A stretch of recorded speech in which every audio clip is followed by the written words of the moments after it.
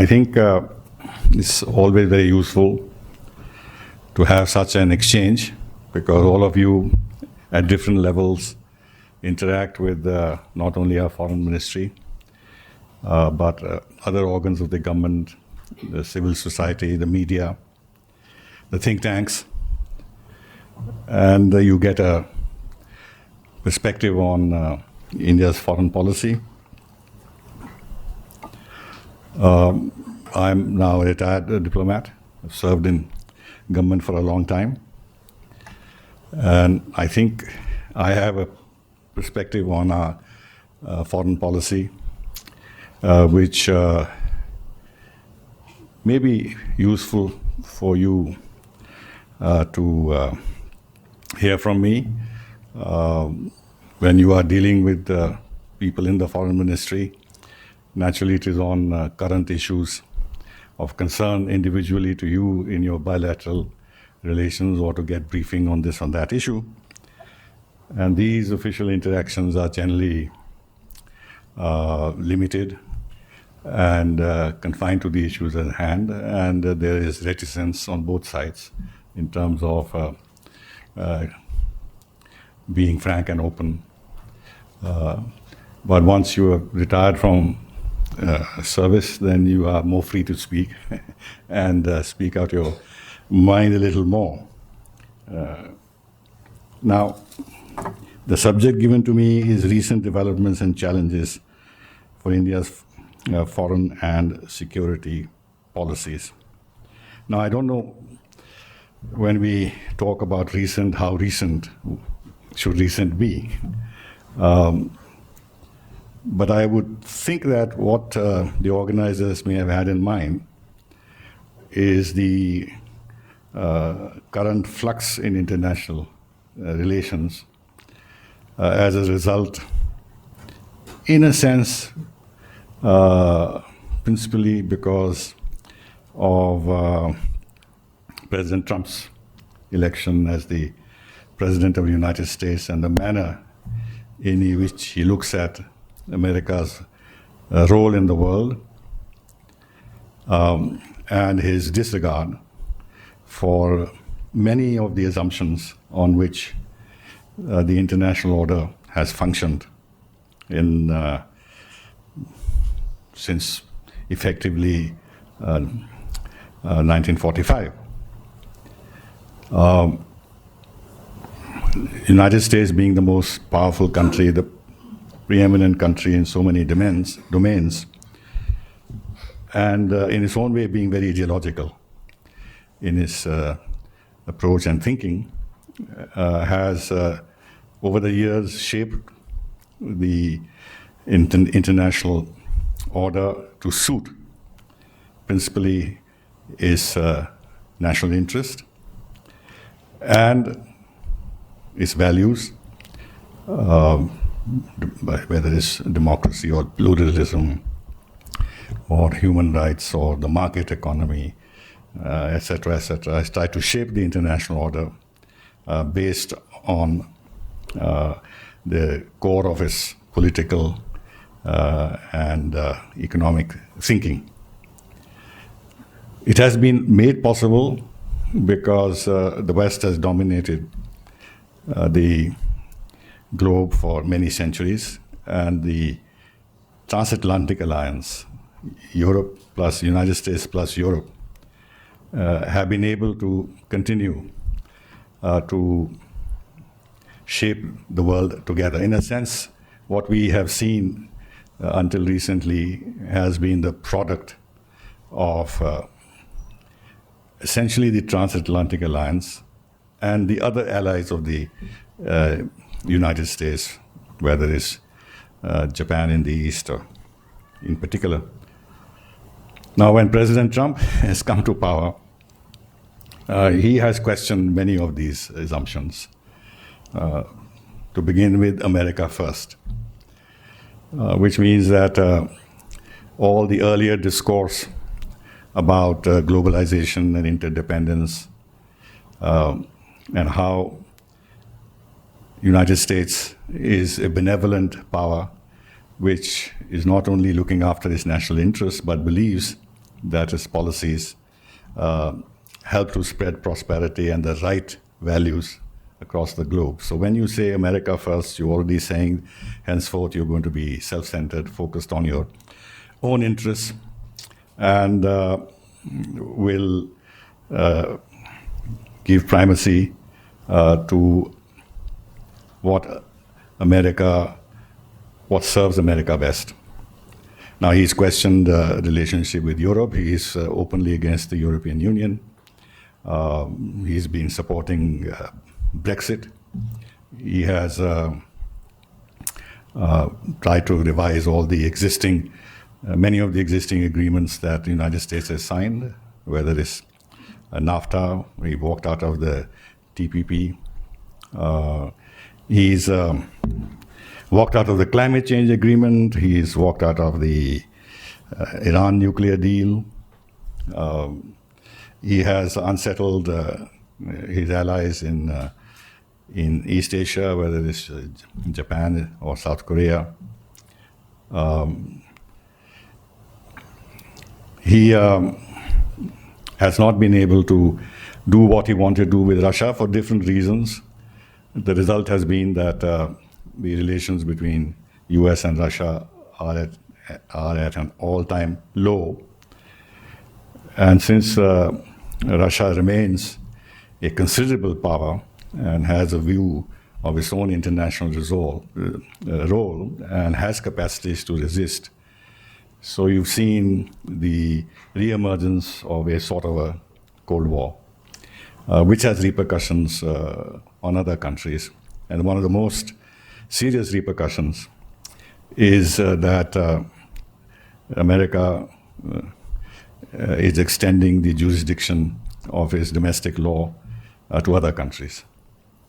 The US Congress has passed legislation which has extraterritorial impact, and which is a problem for all other countries, not only Europe, but also for India, and I'll come to that a little later.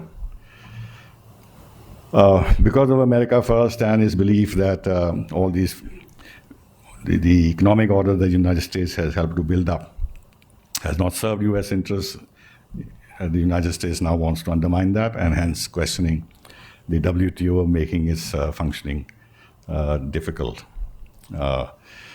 So this whole anti-globalization, protectionist trends that we see are a result of this. And finally, of course, China. The United States took a strategic decision to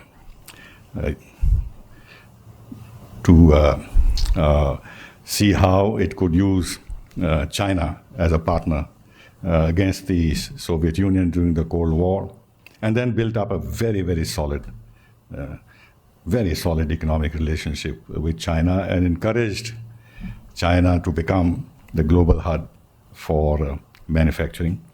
And because the United States went in a big way, its allies followed suit. And apart from the United States, it's countries like Japan who have built China today what it is. Now, because China's rise has been phenomenal and has begun to pose a challenge, a geopolitical, economic, and technological challenge to the United States, so the United States has reversed course. And you now see that the United States is identifying China and Russia as its principal adversaries, and you've seen the launch of a trade war between the United States and China, the pressure that the United States is putting on other countries also on the technological front with regard to their relations with China.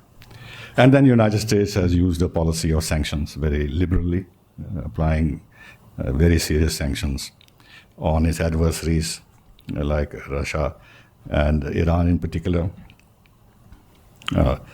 So India has to operate in this international environment. And how best should India be able to handle these trends in international relations at a time when India itself has become an aspirational power, wants to integrate more with the world in every way, including economically, wants to take a lead role in many areas, as for example, climate change and the renewable energy, etc., etc. At a time when India, for its growth, both needs foreign investment in greater numbers, as well as wants to increase its export potential, which actually means, therefore, more economic and commercial interaction with the rest of the world. But if the overall trends are to the contrary, and there are tensions across many parts of the globe, then India has the challenge to wade through this unstable environment in a way that would maximize its interests and reduce as much as possible the downside of that situation. As you know, under Prime Minister Modi, India has always had a certain view of its role in the world. But under Prime Minister Modi, this role is being pursued with much greater confidence and to a degree, self-assertion. We have been bold enough to make the point that India does not see itself as a swing power, but as a power, as a leading power not necessarily in the sense of the way the West understands it, but a leading power means that it will take the lead in certain areas for its own benefit as well as for the benefit of the international community, maintaining its strategic autonomy. Often this phrase, strategic autonomy, is misunderstood in the West at times because they feel this is a continuation of the old mindset of India's non-aligned thinking. But it's not the case. What really strategic autonomy means is that we will establish partnerships with all countries who may be adversarial to each other, but we have to see how we can maintain balance in our relations with all countries and increase the margin of maneuver for ourselves, rather than be part of an alliance system where we have to then support policies with which we fundamentally disagree with.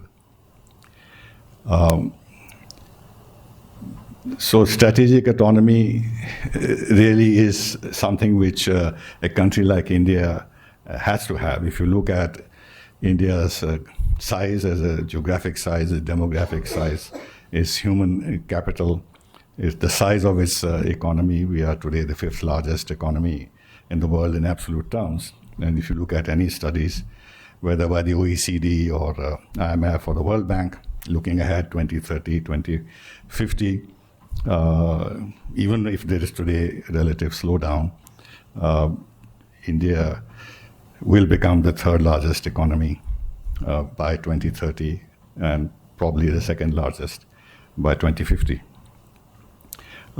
We don't talk about it. It's all the international reports that say this. So in that perspective, plus we are a nuclear weapons state. We have very significant strategic capabilities. We have very significant space capabilities, and these are developing more and more. We have one of the largest navies in the world. We are geographically placed right in the center of the Indian Ocean, through which I don't know the figure, but a very large percentage of global trade and energy flows go through. So we have a certain responsibility in terms of protecting the sea lanes of communication and maintaining peace and stability in the Indian Ocean. So in that perspective, we don't see ourselves as an attachment to another power, however strong or big it may be, but to try and build a relationship to the extent there can be a relationship built on equals, especially with a very large and powerful country like the United States of America. Now, we have certain challenges, and I'll describe them one by one. They are not necessarily recent challenges, but in some ways they are manifesting themselves in ways which we can talk of them as recent challenges. One of the biggest challenges we face is from our relationship with China. China is certainly now effectively the second most powerful country in the world. Its economic footprint is absolutely huge. It has this extremely ambitious Belt and Road Initiative, which surpasses anything that any international financial institution has done or intends to do in terms of investments in infrastructure and development in general. If you look at the ambitions China has under the BRI, they're stupendous. There's nothing that the ADB or the World Bank can compare with it. Now, all this would have been all right, because if China's economic growth is going to lead to boosting prosperity worldwide and growth worldwide, why should India have any problem? The problem is that China's conduct raises a lot of concerns. It has concepts of sovereignty which are totally at variance with international law. Its conduct in the South China Sea is very unilateral. Of course, the United States is criticized for unilateralism, but China has been no less unilateral in its conduct in the South China Sea. It is bullying not only Southeast Asian countries, but I see the manner in which spokesmen speak about Australia or even Canada. It shows, or for that matter, South Korea or Japan. During this, it disregarded the arbitration award on the South China Sea, and its member of the Central Committee who charge of foreign policy made the statement, and I'm saying this because it's very relevant insofar as India is concerned, that China will not give up an inch of territory bequeathed to it by its ancestors. Now, there is no formulation in international law which is based on territorial claims bequeathed to countries by their ancestors, because if that were so, the whole map of the world will change. Now, we have border differences with China. I must say, to the credit of both countries, we have avoided an actual conflict on the border, but there are constant tensions. And China has stepped up its claims on our territory, on Arunachal Pradesh in particular, and we've had a serious incident which could have deteriorated into potentially a conflict when they moved into Bhutan. And that also is significant, that one of the largest countries in the world still claims territory from one of the smallest countries in the world. More than that, China has been very active in our neighborhood, is trying to curb our influence there and build constituencies which then make our handling of our neighborhood more and more difficult, whether it's in Nepal, especially, and Sri Lanka. As part of its maritime initiative, or Silk Road, or the maritime part of its Belt and Road Initiative, Sri Lanka is a very vital hub. And it has invested huge amounts in Sri Lanka, which otherwise are not justified. And that is because it is Sri Lanka would be a pivotal point in terms of the expansion of potentially its navy to the eastern border of Africa.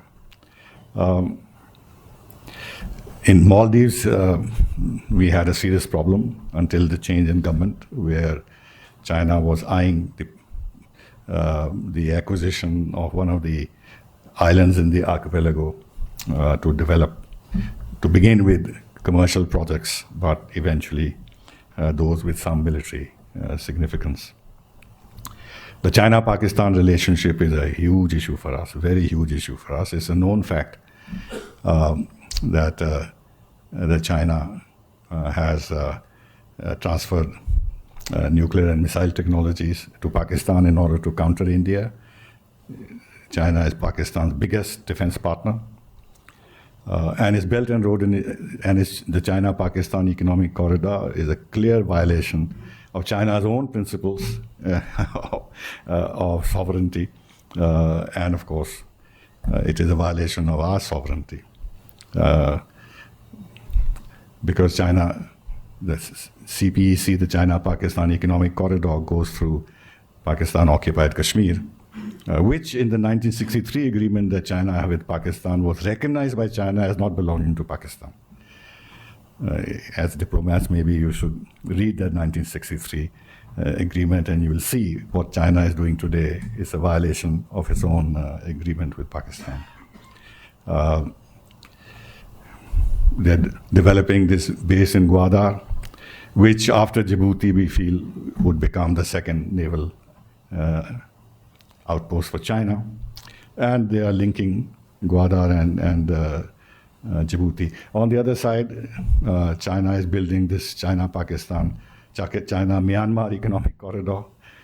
So from Pakistan, they'll get access to the Arabian Sea. From Myanmar, they'll get direct access to the Bay of Bengal, which would then mean that Chinese presence both in the Arabian Sea and the Bay of Bengal will continue to increase, along with the Chinese Navy, especially submarines, in the Indian Ocean, which would then mean that we'll have to deploy more and more efforts to maintain peace and security in this area. And this is where the whole concept of the Indo-Pacific comes in. We have our own reasons to be concerned about China's ingress into the Indian Ocean. And United States, of course, has serious concerns about what China is doing in the Western Pacific, where it wants to push the Americans away from the Chinese coast as much as possible by developing certain technologies which will make the American naval forces vulnerable. So whereas the United States is concerned principally about the Western Pacific, India is concerned about the Indian Ocean, but the root of the problem lies in China and its conduct in the South China Sea and what it portends. And hence a kind of meeting of minds that we have to work together to ensure that the kind of conduct that China has displayed in South China Sea will not be repeated so easily in the Indian Ocean area. Because China will be able to enter the Indian Ocean in a big way and in a bigger way if it can counter the United States effectively in Western Pacific. If it remains bottled in the Western Pacific, then its ingress into the Indian Ocean, despite these two corridors, will remain limited. So there is a community of interest, but that doesn't mean, and I say that I think this is also the official view of the government, that this does not mean that we have any desire to contain China. China cannot be contained. But what can be contained is China's irresponsible behavior, and to make them aware that there will be a pushback and a price to pay. Australia is becoming very much part of this larger strategy as part of the Quad, although the Quad in a sense goes beyond the Indo-Pacific. The problem with the Indo-Pacific concept is ASEAN, because the ASEAN is not very enthused about the Indo-Pacific project because they feel that this will make the ASEAN less salient in terms of developing a regional security architecture in Asia, which they have been pushing, and they have been at the center of it, including the whole idea of the East Asia Summit. And the Indo-Pacific concept consists of countries which are not ASEAN countries, and hence they feel that the initiative may be taken away from them.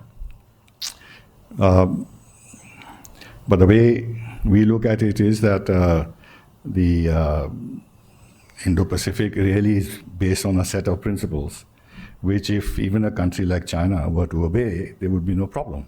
So that's why we say it's an inclusive concept. But the Quad goes beyond the Indo-Pacific because it has on its agenda not merely naval cooperation or military cooperation or things like that, but cybersecurity and terrorism and development and connectivity. So it's a larger concept.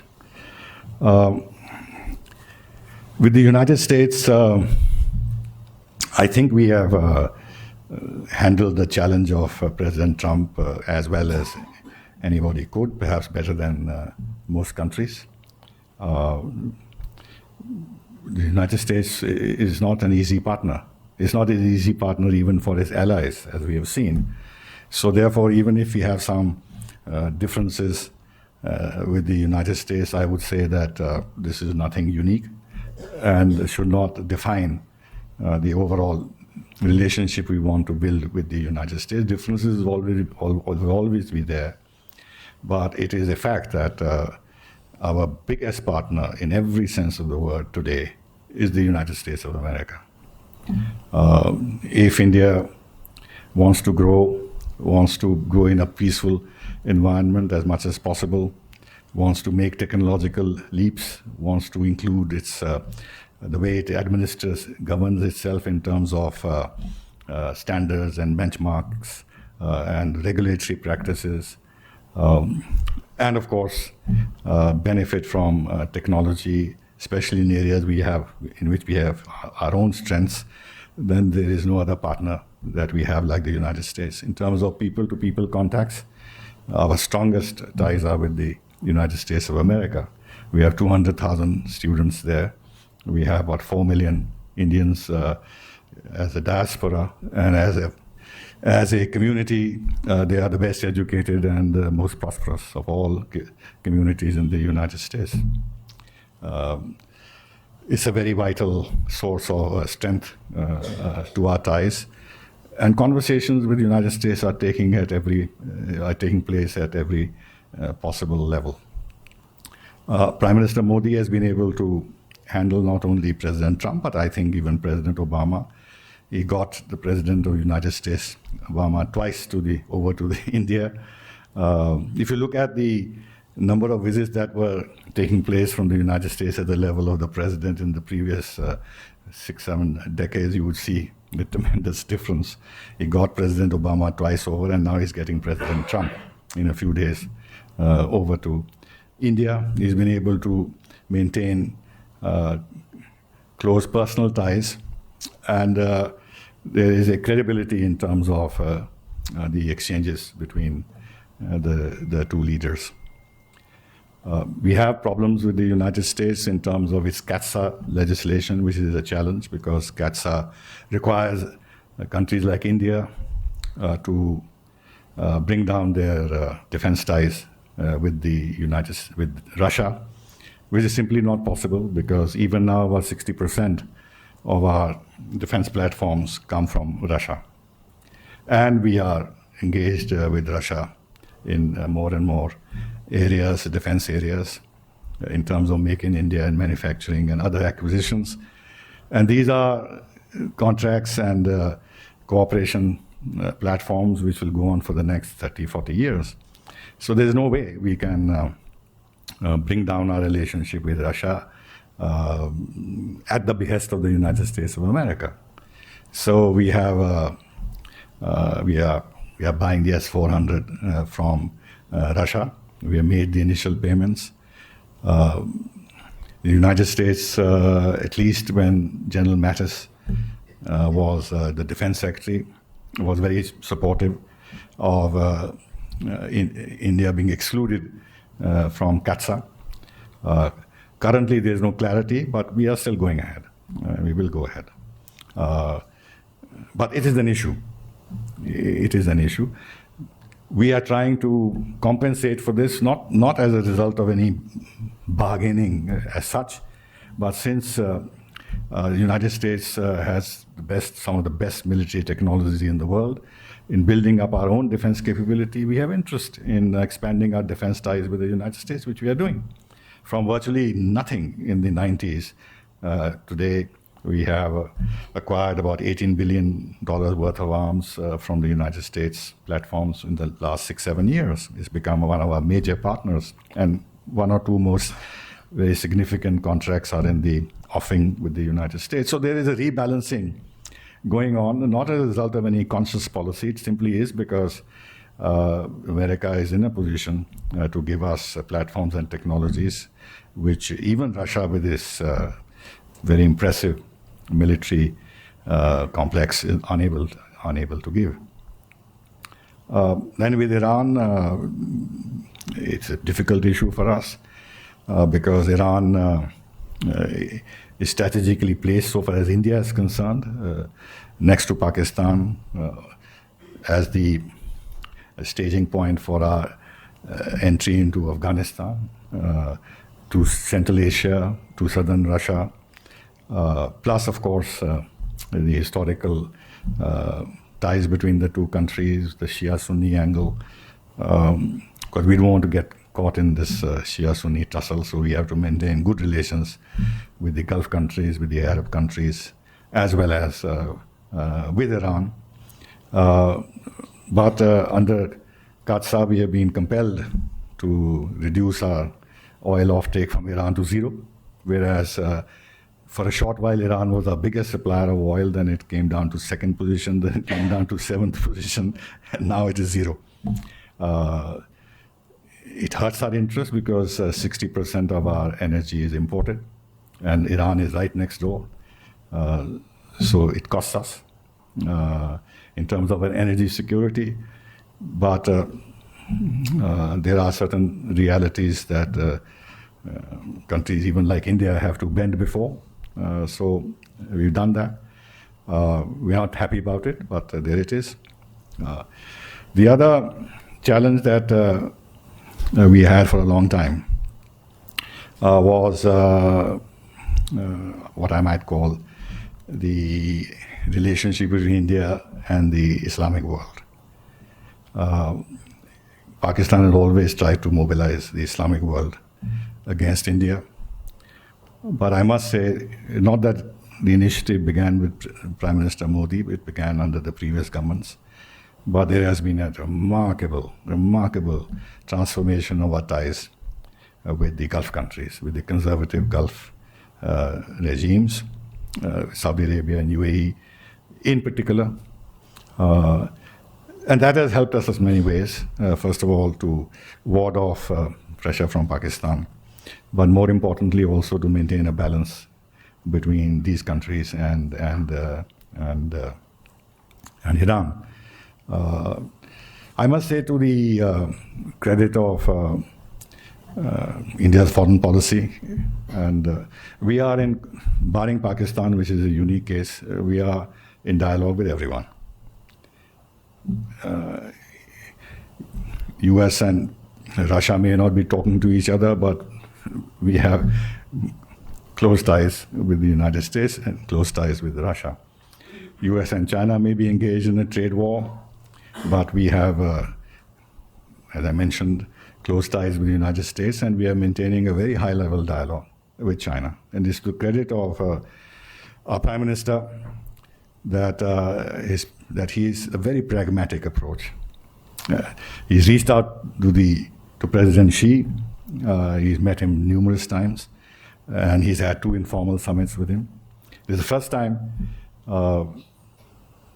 maybe in the history of our relations with China, where there is a direct dialogue at the highest level between the Indian leader and the Chinese leader. Because all this while, the Chinese leadership, the way their system is, has been a kind of a faceless leadership. But President Xi has come forward and asserted himself as the leader of China and acquired the mantle of Mao, or beyond, perhaps, in some ways. And our Prime Minister has struck this equation where these informal dialogues do not cover bilateral relations. It is more an exchange of views on the international situation, future trends, the place of China and India in the shaping of the global order, things like that. Much wider canvas, so that the two leaders can size up each other's perceptions and aspirations, and then see if the respective policies can fit into that matrix. As I said, we have ongoing dialogue with Iran. The Iranian foreign minister was here recently for the Raisina dialogue. We have excellent relations with the Arab countries, as I said. We have very good relations with Israel, very good relations, become a major defense partner of India, without it affecting in any way our relationship with the Arab countries, or for that matter, Iran.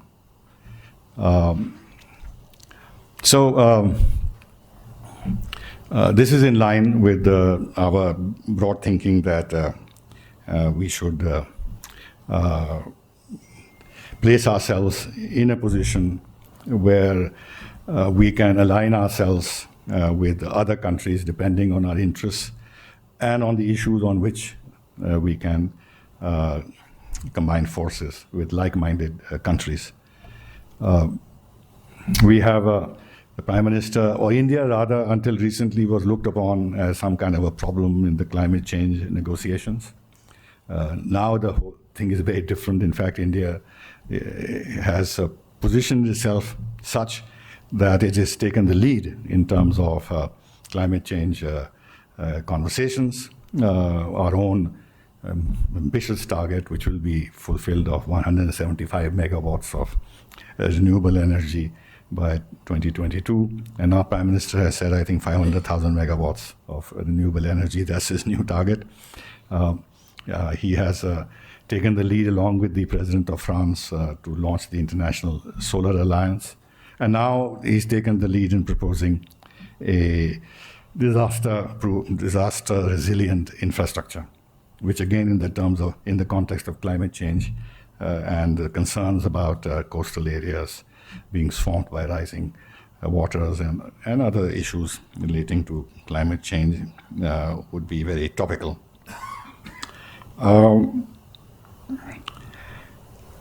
Couple of other issues. On the issue of terrorism, India is one of the longest standing victims of terrorism. And we've tried to sensitize the international community as much as we can. In the 90s, we proposed a comprehensive convention on international terrorism. Recently, in so many joint statements with leaders, we have obtained support for the CCIT, including from the Gulf countries, apart from the United States and Russia. But we've not been able to succeed in the United Nations. Hopefully, now that some of the Arab countries are on board, the earlier resistance that was there from these countries about the definition of terrorism would be more easy to handle, because the Palestinian-Israeli issue has been at the center of it, whether a freedom struggle is a terrorist struggle, etc., etc.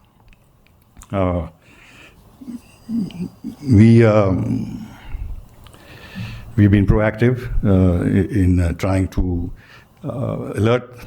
sensitize the international community, not always with success, about Pakistan as the epicenter of international terrorism.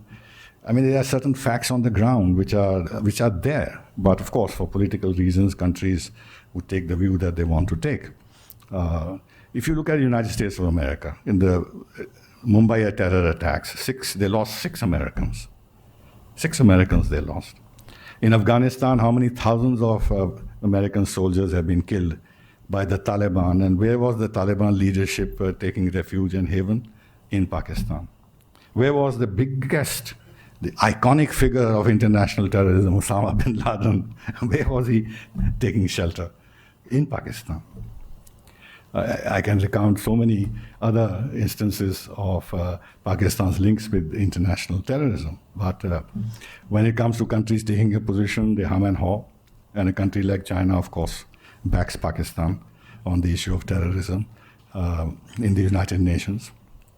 The absurd thing is that the Jaish-e-Mohammed was declared a terrorist organization by the United Nations in committee in 2001 or 2003, I forget exactly.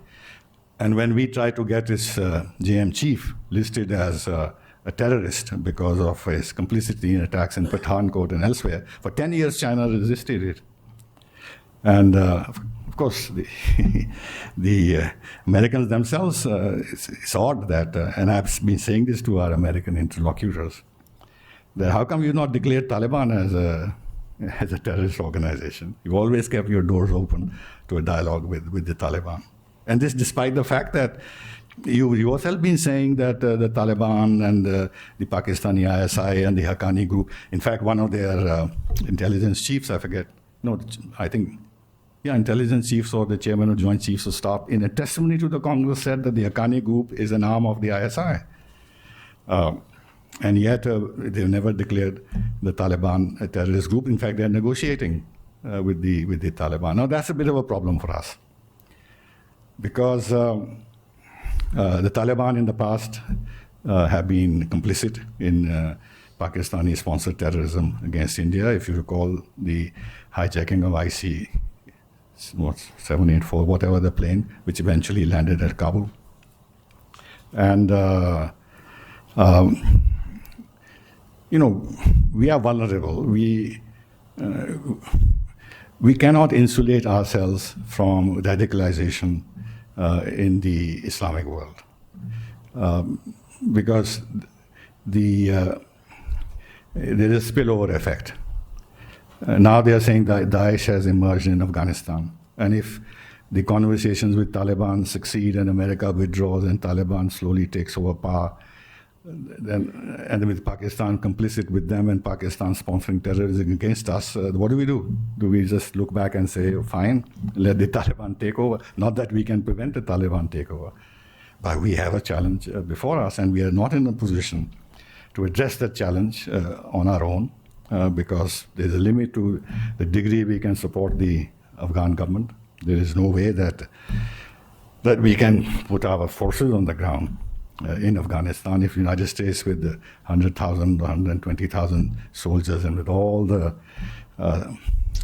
powerful weaponry that they have and the means that they command, couldn't handle the Taliban. How can India handle the Taliban threat to the legitimate Afghan government? But this is a problem down the road, which we'll have to address. At the end of the day, we will address it, and we have already sent clear warning signals to Pakistan that the days are gone when we will tolerate their bleeding us by the 1,000 cuts. And the Balakot operation was a reminder to Pakistan that we can do this and we will do this if there is another threat. And here, and I'll end with this, comes the whole question of the abrogation of Article 370, which has had international repercussions. Firstly, I'm sure diplomats who are stationed here, diplomats are trained to look at things objectively and not as political parties or as probing journalists who are seeking sensationalism, that it was a temporary provision of the Indian Constitution, firstly. Secondly, this was, the article was revised as a result of a decision by the Indian Parliament. A transparent decision through a democratic process. It changes nothing with regard to its external impact, or not impact, it's external aspect. It does not change the ceasefire line or the line of control with Pakistan, and it doesn't change the differences we have with China in exciting. There's absolutely no external aspect to it, it's purely internal. But Pakistan has gone ballistic, absolutely ballistic. And indecent comments are being made about Modi being Hitler and genocide and stuff like that. When he's asked about Xinjiang, he says, I don't know enough about it. When he comes to Kashmir, he speaks the most atrocious, undiplomatic language in personally abusing the Prime Minister of India on the podium of the United Nations General Assembly and repeating it constantly, vilifying the Prime Minister of India. And then threatening us with nuclear war. The world, of course, is not taking note. Some parts of the world are not taking note. But we have to live with that situation. Everybody can't see things the way we want them to see.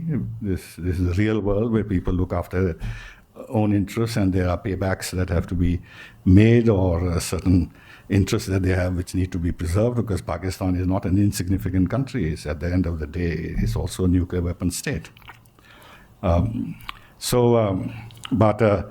the kind of propaganda, misrepresentation that is being spread over Article 370 in the Western liberal press and Western liberal circles, and of course prodded by Pakistan. And I'm afraid that the UN Secretary General, of course, if you talk to our Foreign Office, they will never say what I'm going to say. But the United Nations Secretary General is actually violating the UN Charter. He's supposed to be the person who protects the UN Charter, but he's violating it by openly interfering in India's internal affairs, where the Charter clearly says that no country should interfere in the internal affairs of India.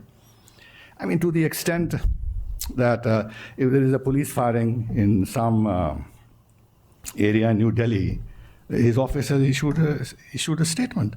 I mean, even in terms of these petty, small things which are happening all over the globe multiple times, he thinks it's all right to make a statement, but he won't make a statement on Xinjiang. So he's gone to Pakistan recently, and he's made totally objectionable statements. We have, of course, rebuked him. But this is an issue which there's a challenge that we have to deal with. So I think I have covered as big an agenda as I could. Finally, I think somebody will say you not mentioned Europe. Europe sort of somehow gets omitted. It is also a sign how Europe has lost its stature and no longer figures in a serious discussion on international relations, because Europe itself is in a bit of a trouble. It's divided within. Now Brexit has happened. They're not able to put their house in order. The economy is in trouble. The economies are in trouble. They're not growing. Even German economy, which was the motor of the European Union in some senses, is in trouble. They can't agree on the future shape of Europe. France and Germany are divided on this issue. They don't have an independent capacity, military capacity, although they have individually powerful military capabilities, but they don't have the same kind of capacities even to intervene in their own backyard. They need America's support. They need NATO support, but yet they chafe under American demands and positions on NATO. They are very upset about the extraterritorial application of US laws, whether relating to Iran or even that matter, Russia, but they're helpless. European Union has published a study last year about how they're looking at India in the future. Mr. Borrell, who was here for the Raisina dialogue, I think made a very powerful statement. I was very happy at the kind of statement he made about the European Union's determination to expand relations with India, and he quite openly mentioned China. as an issue. With France or Germany, we've always had, at the bilateral level, very good relations, especially with France. In fact, France has become our principal partner in a larger sense, strategic sense, in Europe. There's been,